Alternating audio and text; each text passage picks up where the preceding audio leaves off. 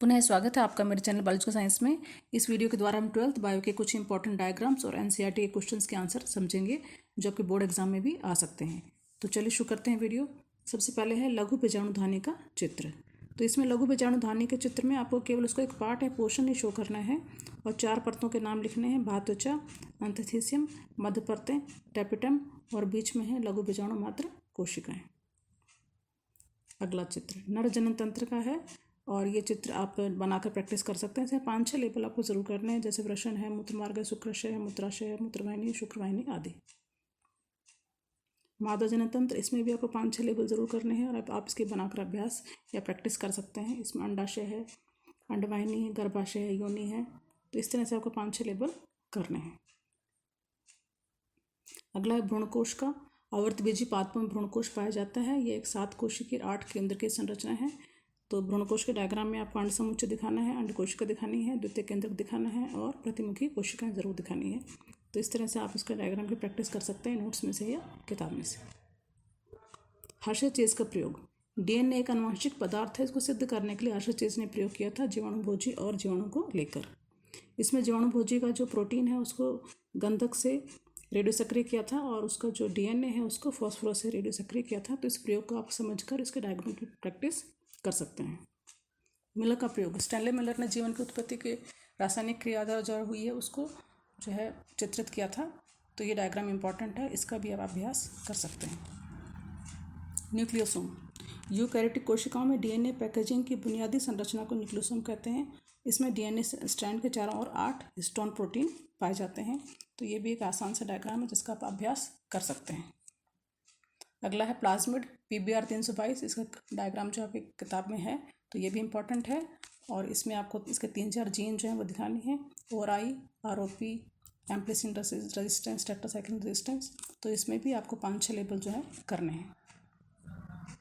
Plasmodium का जीवन चक्र। प्लाज्मोडियम प्रोटोजोआ है जो मलेरिया रोग का कारण है और मादा एनोफिलिस मच्छर इसकी वाहक है। तो जब मादा एनोफिलिस मच्छर काटती है तो सबसे पहले संक्रमण इसके स्पोरोजोइट अवस्थाएं जो है उसका संक्रमण होता है। तो सबसे पहले यकृत के अंदर इनका लैंगिक जनन होता है। उसके बाद ये RBC या लाल रुधिर कोशिकाओं में प्रवेश करते हैं जहाँ पर इससे जो है नर तथा मादा युग्मक बनते हैं और मच्छर जब काटता है तो पुनः उसके शरीर में चले जाते हैं और आगे की जो लैंगिक जनन की क्रियाएँ हैं वो मच्छर के शरीर में संपन्न होती हैं। तो इस तरह से ये एक डायग्राम जो है चक्र जो है वो बन जाता है। तो इसकी भी आपको बनाकर प्रैक्टिस करनी है। बायोगैस संयंत्र। बायोगैस बनाने के लिए जो उपकरण है उसे हम बायोगैस संयंत्र कहते हैं। तो ये भी एक आसान सा डायग्राम है आपकी किताब में से और आप इसका अभ्यास कर सकते हैं। तो ये इंपॉर्टेंट जो डायग्राम मैंने दिए हैं इनका आप अगर 2 बार बनाएंगे तो आपको ये पक्के याद हो जाएंगे। उसके बाद कुछ इंपॉर्टेंट प्रश्नों को देखते हैं। सबसे पहला पाठ में से आपका स्वपरागण को रोकने के लिए पुष्प विकास की विकसित की गई 2 कार्यनीतियाँ कौन सी हैं। तो इसमें है सबसे पहले स्वबंधता। तो पुष्प के वृत्तिकाग्र एवं परागकोश में अवरोध के कारण निषेचन नहीं हो पाता और इसका उदाहरण है मालवा का पुष्प। दूसरा है भिन्न काल पक्वता। इसमें नर तथा मादा अलग अलग समय में परिपक्व होते हैं या वयस्क होते हैं। इस कारण इसमें स्वपरागण नहीं होता और इसका उदाहरण है सेक्सी फ्रेगा कुल के सदस्य। कुछ अंतर स्पष्ट कीजिए पहले पाठ में से ही। बीज पत्राधार और बीज पत्रोपरिक।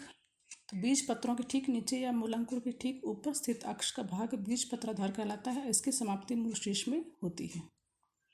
बीज पत्रोपरिक।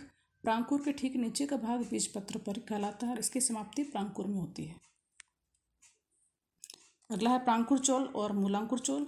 तो स्केटुलम के प्रांकुर को ढकने वाली खोखली पर्णीय संरचना को प्रांकुर चोल कहते हैं। इसी तरह से स्केटुलम के निचले भाग में मूलांकुर को ढकने वाली संरचना को मूलांकुर चोल कहते हैं। अध्यावरण तथा बीज चोल। अध्यावरण बीजांड में पाए जाते हैं। बीजांड के चारों जो भारी संरचना होती है 2 या 3 परतों की हो सकती है। इसके अलावा बीज चोल जो है बीज के चारों ओर पाया जाता है। परिभ्रूणपोष। बीजों में उपस्थित शेष बीजांड का परिभ्रूणपोष कहलाता है और फलभित्ति निषेचन के पश्चात अंडाशय की दीवार से विकसित फल का छिलका फलभित्ति कहलाता है। उसके बाद अगले पाठ में से आर्तव चक्र क्या है। आर्तव चक्र का नियमन कौन से हार्मोन करते हैं। तो प्राइमेट्स में अंड कोशिका का निर्माण 28 दिन के चक्र में होता है जिसे आर्तव चक्र या मासिक चक्र या ऋतुस्राव भी कहते हैं और प्रत्येक महिला में यह चक्र 12 से 13 वर्ष की आयु में शुरू होता है, 45 से 55 की आयु में समाप्त हो जाता है। और 2 हार्मोन्स का नियमन करते हैं। ये है LH हार्मोन या लुटेनाइजिंग हार्मोन और FSH हार्मोन या फॉलिकल स्टिमुलेटिंग हार्मोन। उसके बाद आपके जो तीसरे पार्ट हैं इसमें से कुछ इंपॉर्टेंट क्वेश्चन है। जनसंख्या दिवस कब मनाया जाता है? 11 जुलाई को। गर्भाधान कौन से हार्मोन द्वारा होता है? प्रोजेस्टेरोन और एस्ट्रोजन। कॉपर टी का प्रमुख कार्य क्या है? युग्मकों के निषेचन को रोकना। IUCD का पूरा नाम इंट्रा यूट्राइन कॉन्ट्रासेप्टिव डिवाइस। फिर अगले पार्ट में से डाउन सिंड्रोम किसे कहते हैं, इसके कारण लक्षण बताइए। तो डाउन सिंड्रोम को मंगोलिज्म भी कहते हैं। तो दोनों तरह से प्रश्न आ सकता है। तो मनुष्य में कभी कभी 46 गुणसूत्र के स्थान पर 47 गुणसूत्र हो जाते हैं और ये जब 21वें समजात में अतिरिक्त गुणसूत्र होने के कारण होते हैं, तब इसे डाउन सिंड्रोम या मंगोलिज्म कहते हैं। और ये बच्चे की बुद्धि के सामान्य विकास को रोकता है। वाटसन में क्रिक के DNA मॉडल का विवरण दीजिए, ये भी इंपॉर्टेंट प्रश्न है। तो DNA संरचना की खोज वाटसन ने क्रिक ने की थी। उनके अनुसार DNA अणु 2 कुंडलित पॉलीन्यूक्लियोटाइड श्रृंखलाओं का बना होता है। दोनों श्रृंखलाएं आपस में नाइट्रोजनिक क्षारकों द्वारा जुड़ी रहती हैं और कुंडलित श्रृंखला के स्तंभ न्यूक्लियोटाइड के शर्करा तथा फॉस्फेट समूह के बने होते हैं। इसमें 2 प्रकार के क्षारक पाए जाते हैं, प्यूरिन तथा पिरिमिडिन। इसका डायग्राम भी इंपॉर्टेंट है, इसकी आप प्रैक्टिस कर सकते हैं। एडेनिन जो हमेशा थायमिन के साथ बंध बनाता है 2 हाइड्रोजन बंध द्वारा, और साइटोसिन जो है ग्वानिन के बीच में बंध बनाता है। इसमें 3 हाइड्रोजन बंध होते हैं और एक जो स्ट्रैंड है उसकी दिशा 3 से 5, दूसरे की 5 से 3 होती है। इसका भी आप अभ्यास कर सकते हैं। उत्परिवर्तन को परिभाषित कीजिए। जीवों के आनुवंशिक संगठन में अचानक वंशागत होने वाले परिवर्तन को उत्परिवर्तन कहते हैं। उस वैज्ञानिक का नाम बताइए जिसने स्वतः जननवाद को गलत सिद्ध किया था। तो इसका आंसर है लुईस पाश्चर। कौन से युग को डायनासोर का स्वर्णिम युग कहते हैं? तो इसका आंसर है मेसोजोइक काल। किस समुद्री जहाज पर डार्विन ने प्राकृतिक अध्ययन किया था? तो इसका आंसर है बीगल नामक समुद्री जहाज। एलिसा का पूरा नाम एंजाइम लिंक्ड इम्यूनोसॉर्बेंट एसे। कीमोथेरेपी में किस रोग का इलाज किया जाता है? तो इसका आंसर है कैंसर का। ओपियम का स्रोत क्या है? अफीम। उत्तेजक पदार्थों के 3 उदाहरण लिखिए। तो आप लिख सकते हैं कैफीन है, कोकीन है, एम्फीमाइंस। तंबाकू में पाए जाने वाले हानिकारक या रासायनिक यौगिक का नाम? तो निकोटिन। LSD का स्रोत क्या है? कैल्विसेप्स पर्पुरिया। देखिए जहाँ पर भी वैज्ञानिक नाम आप लिखेंगे तो उनको अंडरलाइन ज़रूर कर देना, क्योंकि वैज्ञानिक नाम हमेशा जब लिखते हैं तो हमेशा अंडरलाइन किए जाते हैं। बोतल में बंद गंगा जल बहुत अधिक समय तक रखने पर नहीं सड़ता, क्यों? तो गंगा के जल में वर्षों से मृत शरीर या अन्य उत्सर्जित पदार्थों का विसर्जन किया जाता है, लेकिन जीवाणु भोजी की उपस्थिति के कारण यह जल बोतल में बहुत अधिक समय तक रखने पर भी नहीं सड़ता। एंटीबायोटिक पेनिसिलिन की खोज किसने की थी? इसका आंसर है अलेक्जेंडर फ्लेमिंग। पेनिसिलिन किस सूक्ष्म जीव कवक से प्राप्त किया जाता है? तो आसानी से उत्तर है पेनिसिलियम नोटेटम। औद्योगिक रूप से सिट्रिक अम्ल बनाने में किस सूक्ष्म जीव का प्रयोग किया जाता है? तो इसका आंसर है एस्परजिलस नाइगर। किसी एक मिथुनोजन जीवाणु का नाम लिखिए। तो लिख सकते हैं आप मिथुनोबैक्टीरियम प्रजाति। आनुवांशिक रूप से रूपांतरित खाद्य क्या है या GMO क्या है? तो ऐसी फसलें जिनमें अन्य प्रजातियों के उपयोगी जीन आनुवांशिक अभियांत्रिकी की सहायता से प्रविष्ट किए गए हैं उन्हें आनुवांशिक रूप से रूपांतरित पादप या फसल कहते हैं, और इनका निर्माण पुनर्योगज DNA तकनीक द्वारा किया जाता है। उदाहरण लिख सकते हैं फ्लेवर सेवर टमाटर, ये प्रथम GM खाद है और इसमें कैनामाइसिन जैसे प्रतिजैविक के लिए प्रतिरोधकता पाई जाती है। दूसरा उदाहरण लिख सकते हैं रैप ऑयल सीड, ये नया GM पादप है और इनमें बास्टा नामक खरपतवारनाशी के प्रति प्रतिरोधकता पाई जाती है। आगे प्रश्न है एक ऐसे आवर्त बीज का नाम लिखिए जिसमें जड़तंत्र अनुपस्थित होता है। तो इसका आंसर है वॉल्फिया जलीय पादप।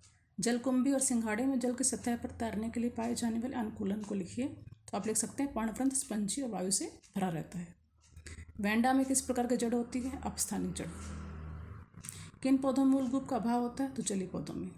श्वसन मूली किन पौधों में पाई जाती है? तो ये दलदली पौधों में पाई जाती है, खूंटों के समान बाहर निकली होती है श्वसन के लिए।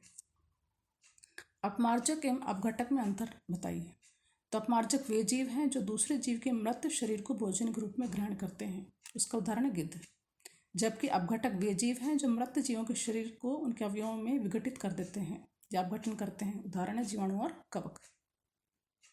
भारत के किस स्थान पर शेर पाया जाता है? तो लिख सकते हैं गिर वन गुजरात। विश्व पर्यावरण दिवस कब मनाया जाता है? 5 जून। भारत में वन्य जीव संरक्षण कब बना था, अधिनियम कब बना था? तो उसका आंसर है 1972। घना पक्षी अभ्यारण्य किस राज्य में स्थित है? तो आंसर है भरतपुर राजस्थान। बाघ परियोजना कहाँ स्थित है? तो इसका आंसर है रणथंभौर अभ्यारण्य राजस्थान में।